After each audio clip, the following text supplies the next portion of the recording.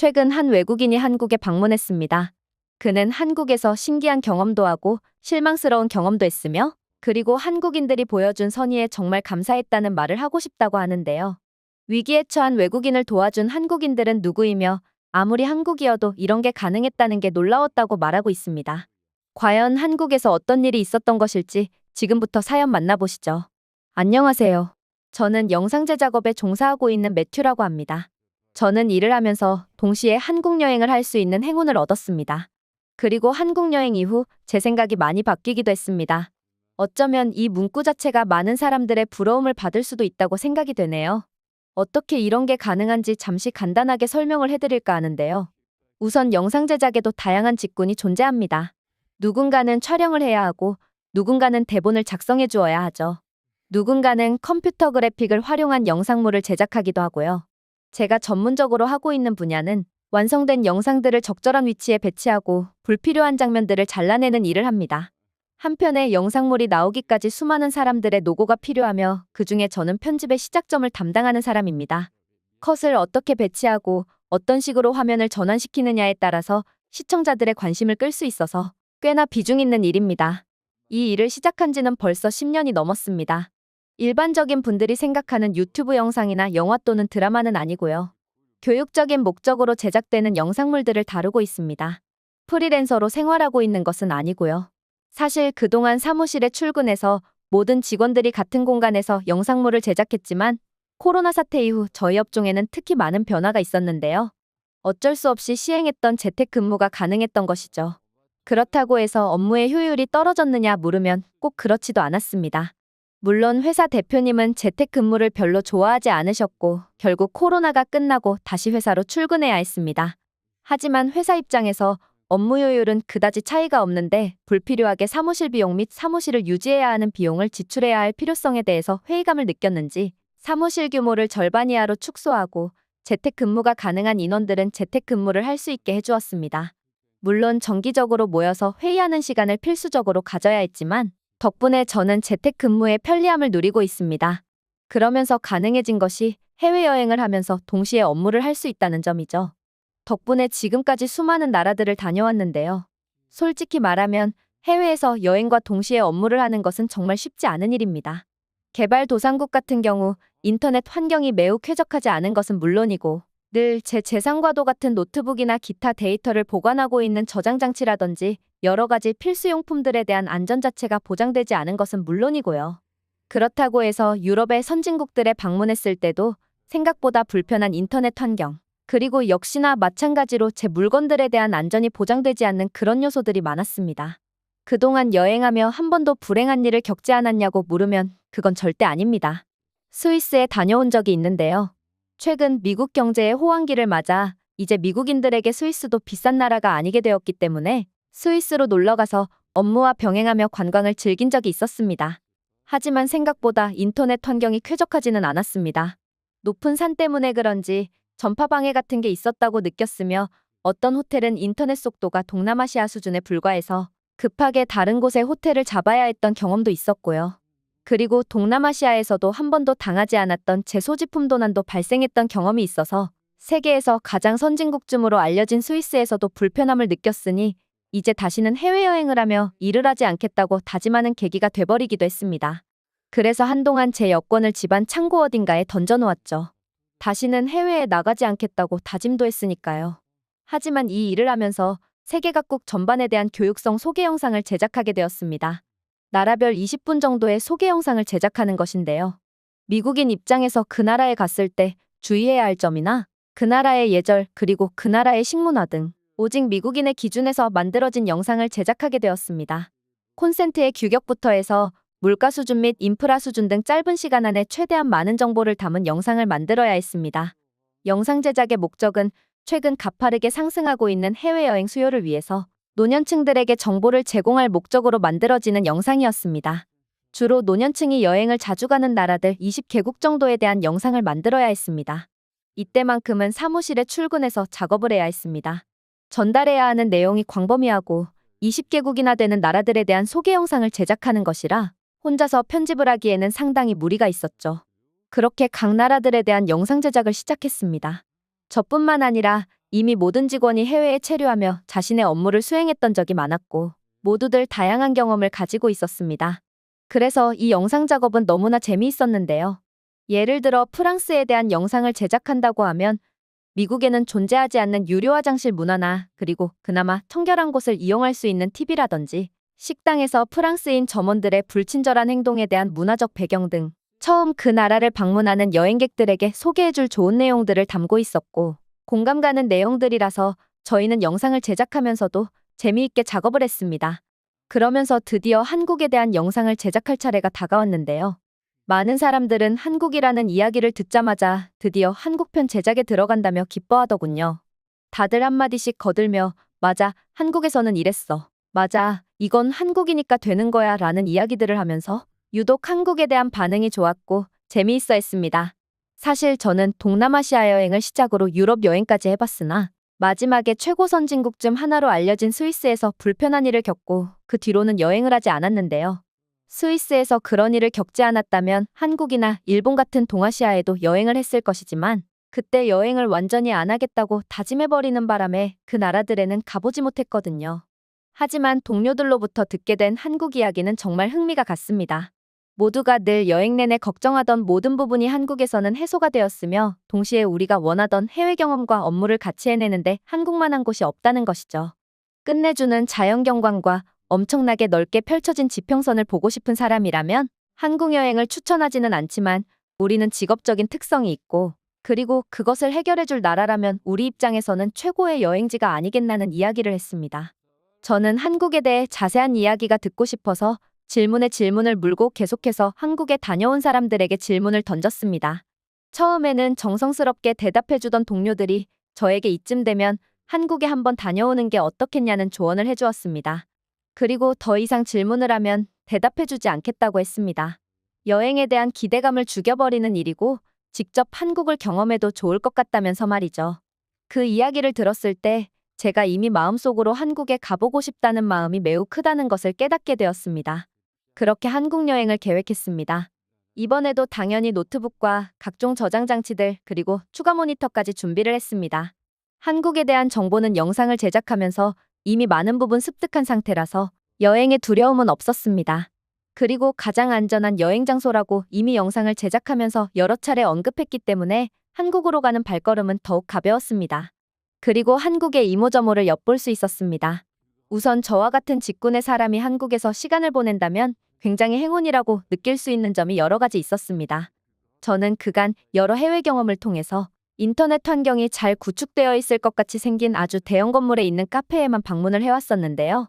처음에는 한국에 대한 정보가 부족해서 엄청나게 큰 빌딩 안에 있는 카페나 카페 단독 건물이라면 3층 규모 이상의 초대형 카페에만 방문을 했습니다.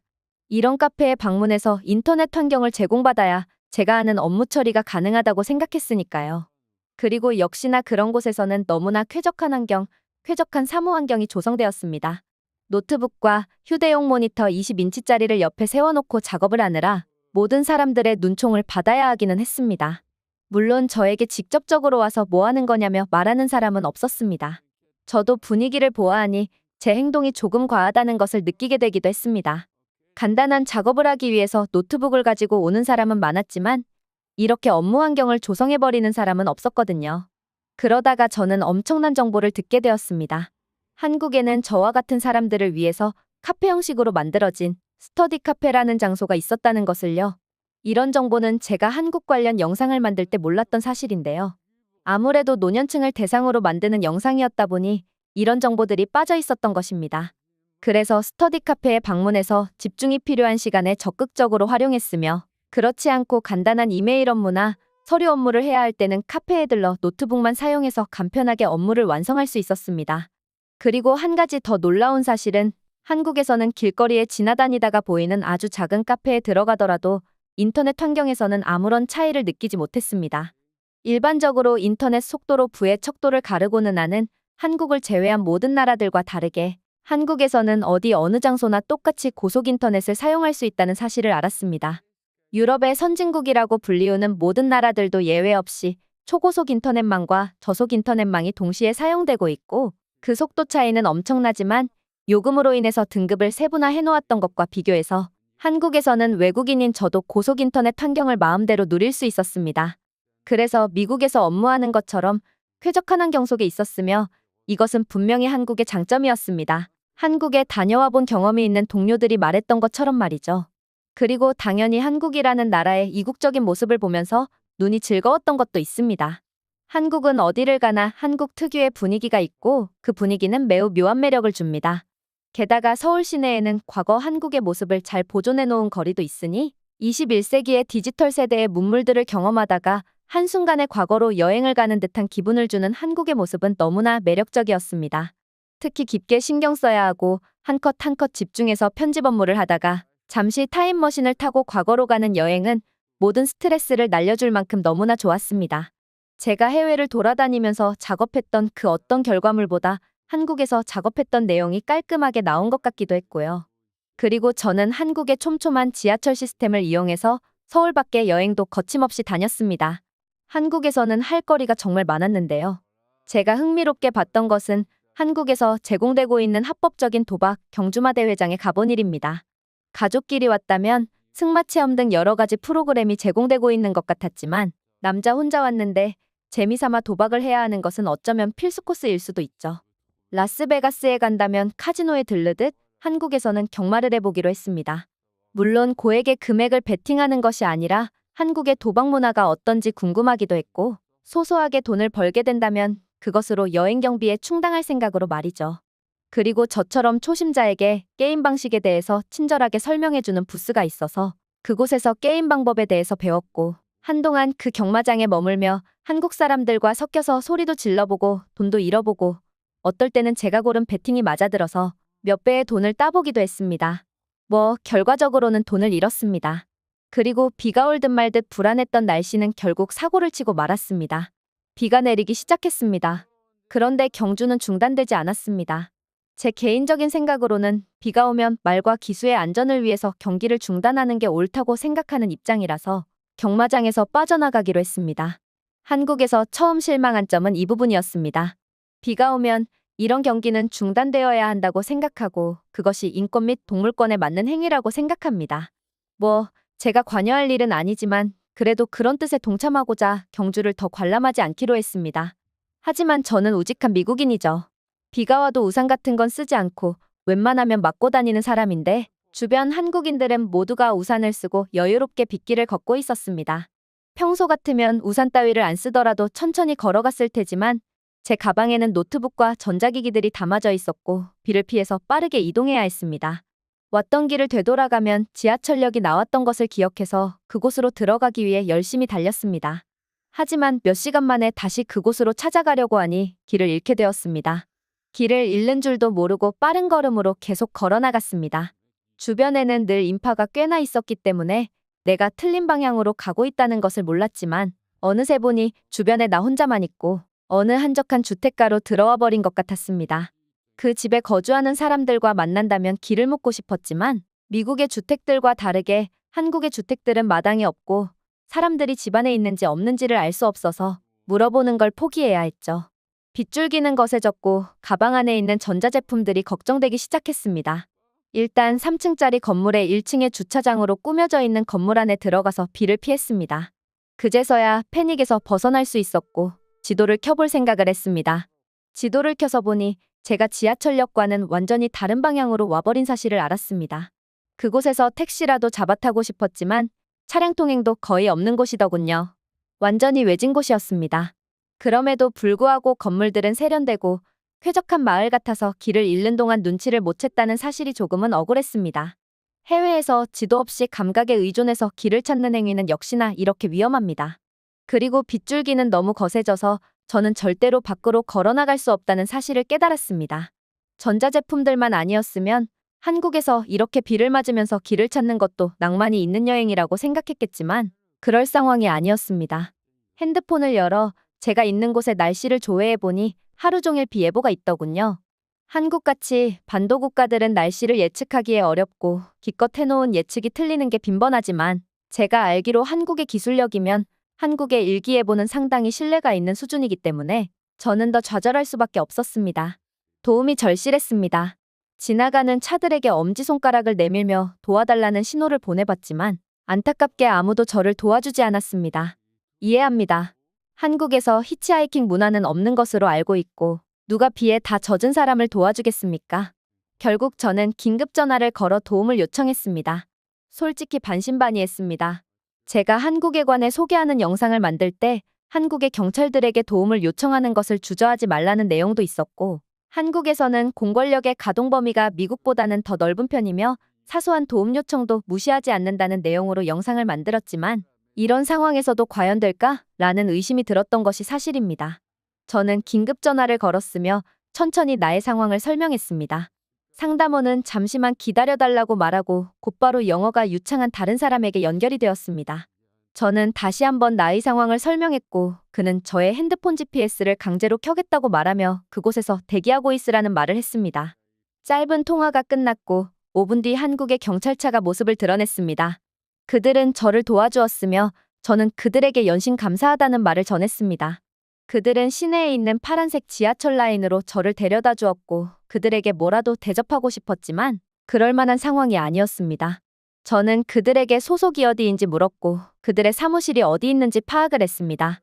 그날은 서울의 호텔로 돌아와서 휴식을 취했으며 다음날 저는 그들에게 보답하기 위해 다시 그곳을 찾았습니다. 한국인들은 커피를 좋아하고 호의에 보답하기 위해서는 커피만한 게 없다는 정보를 레딧에서 받고 스타벅스에서 커피 10잔을 사서 그곳에 방문했습니다. 그리고 한국의 경찰들에게 감사하다는 인사를 건넸습니다. 안타까운 게 있다면 어제 저를 도와주었던 그 사람들은 그날 출근하지 않았다는 사실이었죠. 그렇게 저에게 도움을 주신 분들에게 감사 인사를 전해달라는 요청을 하고 다시 서울로 돌아왔습니다. 그리고 서울에 머무는 내내 비가 많이 와서 더 이상의 외부 여행은 하지 않았지만 서울의 쾌적한 인프라 속 이국적인 분위기에서 조용하게 업무를 마치고 미국으로 돌아오게 되었습니다. 한국에서의 경험은 특별했습니다. 한국 이외의 다른 나라에서 해볼 수 없는 것들을 즐겨봤고 그리고 의도치 않게 한국인들에게 도움을 받게 되기도 했습니다. 솔직히 그런 것들에 많이 감동을 받기도 했습니다.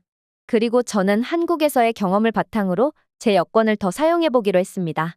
해외여행을 하면 스위스에서처럼 나쁜 일을 경험할 수도 있으며 한국에서처럼 좋은 일을 경험할 수도 있는 그런 불확실성이 있는 것이고 그게 바로 여행의 묘미라는 생각이 들었기 때문입니다.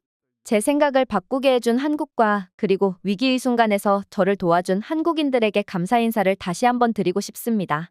그리고 저처럼 해외에서의 나쁜 경험 때문에 다시 여행하는 것을 주저하고 계신다면 제 이야기를 통해서 다시 한번 여행의 의미를 생각해보는 계기가 되었으면 좋겠습니다. 이런 조언을 드리며 이만 글 마치겠습니다. 감사합니다. 오늘의 영상은 여기까지입니다. 그리고 지금 화면에 나오는 영상을 아직 시청하지 않으셨다면 지금 바로 시청해보세요. 재미있는 다음 사연이 기다리고 있습니다. 감사합니다.